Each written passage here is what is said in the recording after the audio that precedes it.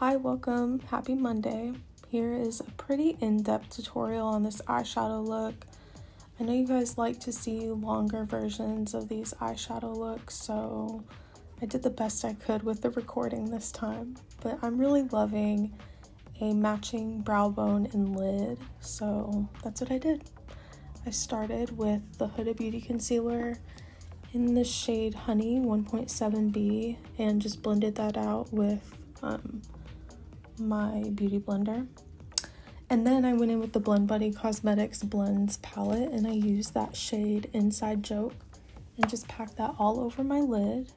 For this, I really take my time and make sure that everything is as smooth as possible and as pigmented as I want it to be. So I'm just packing that on. I think I'm using a flat brush from e.l.f. I believe that's what that one is. And just packing that on, bringing that up into the crease ever so slightly just to start mattifying the eye. And then I end up taking it up to the brow bone as well and still just taking my time packing that on, going back, double checking to make sure that there is not much shine peeking through or tackiness, because again, this is going to be a very matte eye look. And then for a transition shade, I'm going in with Serendipity from that same Blends palette, that pretty mustard yellow shade, and just starting to work that into the crease. I'm kind of packing that on the outer corner in a V shape, and then whatever is left on that brush, I just start sweeping that into the crease more because I know that I just want a wash of color rather than really packing it on, because I'm gonna go back in with another shade that's darker. And this is just my transition shade. So I know it's probably gonna get covered anyways and I'm gonna have to go back in. So I don't need this too precise, but I'm still taking my time and making sure it doesn't get all over the areas where the mint was laid. And then I'm using the Brooding shade from the Sickly Sweet palette. This is a Blend Bunny palette also. I'm using all Blend Bunny palettes today, which is fine because these are beautiful and they're my new obsession. Now this is a very pigmented eyeshadow, as you can see, so I just take the brush and lightly tap it into that shade and work it into the outer corner, really making sure that it doesn't get too high up or else it can start looking kind of muddy. And then I'm using a smaller brush for the crease. This is another Morphe brush, I'll list it. And just very lightly starting to build the shape of what I want the crease to look like. And then without taking any more product, I use that same blending brush, that bigger blending brush, to diffuse that into the crease. For this also, I always make sure that I'm looking down into my mirror to really get that crease color in there as smooth and seamless as I can. If I'm looking up even slightly, it can get really patchy in that crease, especially because one of my eyes is a little bit more hooded than the other. So that helps a lot in keeping everything even and super blended. Okay, so now I'm realizing that the last time I used this palette, I called it the Loving palette. Mama needs glasses again. All of mine broke. This is the Longing palette in the shade Unrequited. And I'm using this forest green shade to just put that all over what I just did. I kind of wanted more of a green shade rather than a deep teal, so I just went over this with that and brought some more green back into it. And then I am going in with that transition shade that we did, that mustard yellow shade, and just bringing that back into the transition area because of course we lost that while adding all these greens. And I'm also kind of dusting that on the inner part of that outer corner just to bring even more of like a warm yellow shade into there. And then for my next shade, I use Vex from that same Blend palette and use that red to kind of create like a really cool dimensional gray purple tone for the crease. I really like the look of using color theory rather than using an actual purple for this. I just think it looks cooler. Maybe it's in my head, I don't know, but it's fun and I love it. So I added that very carefully because of course we don't want it to get muddy. And then just blending that out, taking my time, you know, really working that in, but very lightly because this is a color that can get crazy really fast.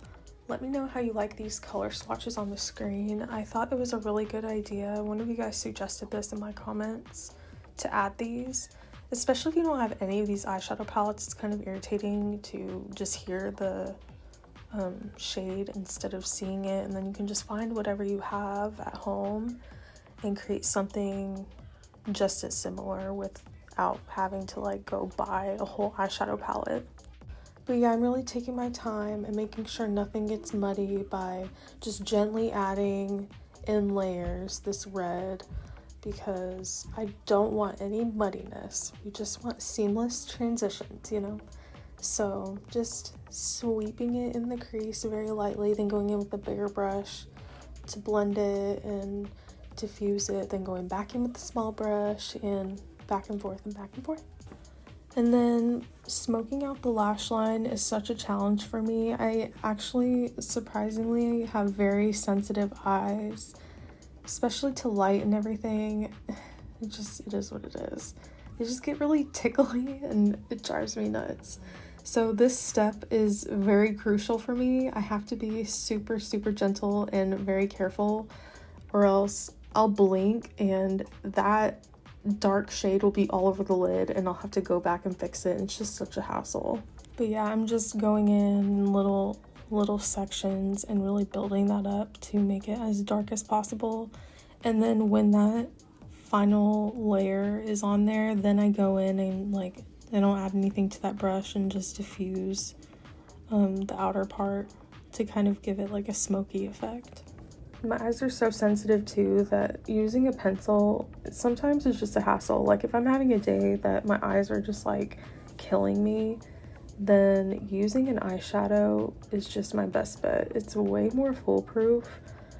If I mess up, it's way easier to clean up than having like a pencil or even like a liquid eyeshadow. Just forget about it, like it's over. And then to add kind of like a smokiness to that outer part of the lash line, I went back in with Vex and just built that up carefully, but really packed it on this time to blend that green into the crease area and just give that seamless, cool effect that the outer corner has.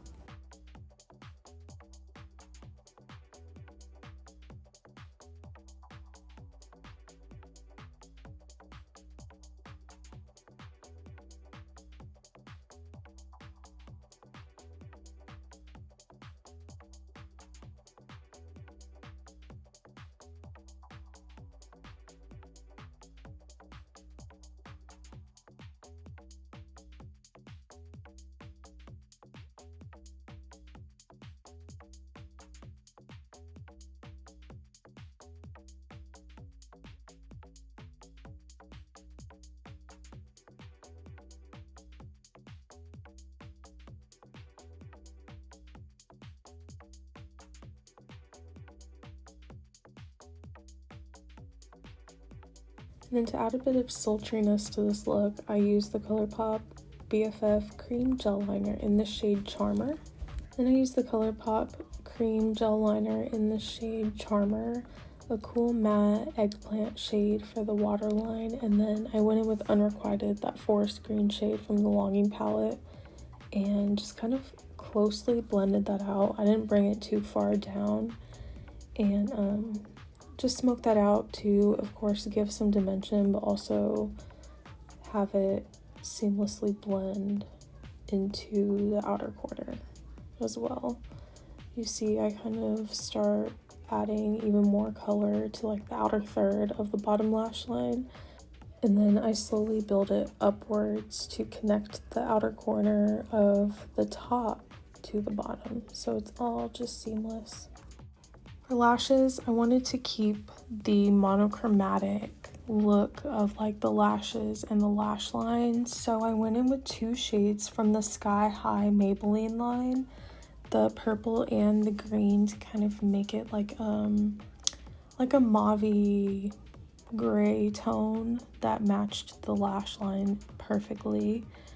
And I just went in and did a few coats and then mixed them together. So I just did a few coats of each and really made sure that the pigment was there so that it was obviously the same color as my lash line. And then I used the Kiss lashes in Downtown Girl. I ended up just putting that Vexed shade all over them because they're already black. So I knew that just putting Vexed over them would just create like a mauve gray looking color. And it wouldn't match exactly, but it would be enough to kind of give it that cool dimension rather than it being just like black lashes, you know. And then I added some yellow blush very lightly. I ended up diffusing this because I wasn't really feeling it, but yellow blush is really cool. I think for another look, I'm gonna try to kind of amplify the yellow blush. I don't do that very often, but yeah, I just took some of my favorite liners. The first one was from Cosmic Brushes. The second one was my tried and true Greige by MAC. And then the lipstick was another Cosmic Brushes Velvet Matte Lipstick. So pretty. And then to kind of add some purple, I used that same Charmer ColourPop cream gel liner. Just add some more purple into that lip. And then I used this Melted Butter Pound Cake lip oil and added that on top. I like how it was yellow, so it kind of gave that same dimensional look that I was going for basically the entire look. But yeah, guys, this is it. Let me know if you have any other questions. I'm gonna list everything right now in the description so I don't forget anything. I'll list brushes and everything like that. But that is it, guys. Thank you so much for all the love. Of course, like, comment, subscribe, you already know, and I'll see you in my next video.